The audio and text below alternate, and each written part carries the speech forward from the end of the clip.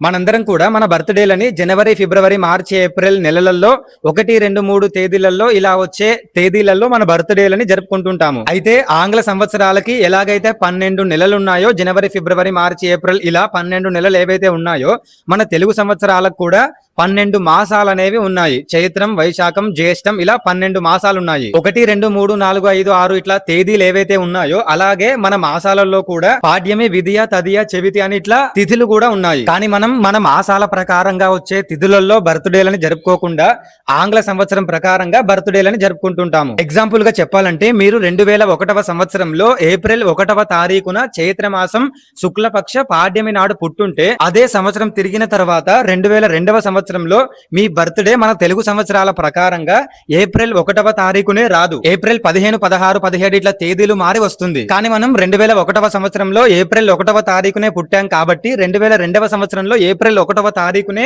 బర్త్డేని జరుపుకుంటున్నాం. ఇంకో ఎగ్జాంపుల్ చెప్పాలంటే పోయిన సంవత్సరం అక్టోబర్ 13 వచ్చిన మన దసరా ఈసారి అక్టోబర్ 5 వస్తుంది. అట్లా డేట్స్ కి తిథులకి సంబంధం ఉండదు. మీరు ఏప్రిల్ 1వ తారీఖున పుట్టారు కాబట్టి కరెక్ట్ గా ఏప్రిల్ 1వ తారీఖు డేట్ ని గుర్తుపెట్టుకుని మీ బర్త్డేలని జరుపుకుంటున్నారు. కానీ మన మాసాలని తిథులని గుర్తుపెట్టుకుంటే మన మాసాలలో మన తిథులలో వచ్చే రోజునే మీరు బర్త్డేని జరుపుకోవచ్చు. మీరు ఇప్పుడే వెళ్ళి ఏ సంవత్సరంలో పుట్టారో ఆ క్యాలెండర్ ని ఓపెన్ చేసి అందులో ఏ మాసంలో పుట్టారో, ఏ తిథిలో పుట్టారో, ఏ పక్షంలో పుట్టారో తెలుసుకోండి. వచ్చే సంవత్సరం అదే తిథిలో బర్త్డే జరుపుకోవడానికి ట్రై చేయండి. కానీ ఇప్పటికి కూడా ఈ కాలంలో కూడా కొంతమంది వాళ్ళ బర్త్డేలని మాసాల ప్రకారంగా, తిథుల ప్రకారంగా జరుపుకుంటున్నారు. మరి మీలో ఎంతమంది మాసాల ప్రకారంగా, తిథుల ప్రకారంగా బర్త్డేని జరుపుకుంటున్నారో కామెంట్ చేయండి.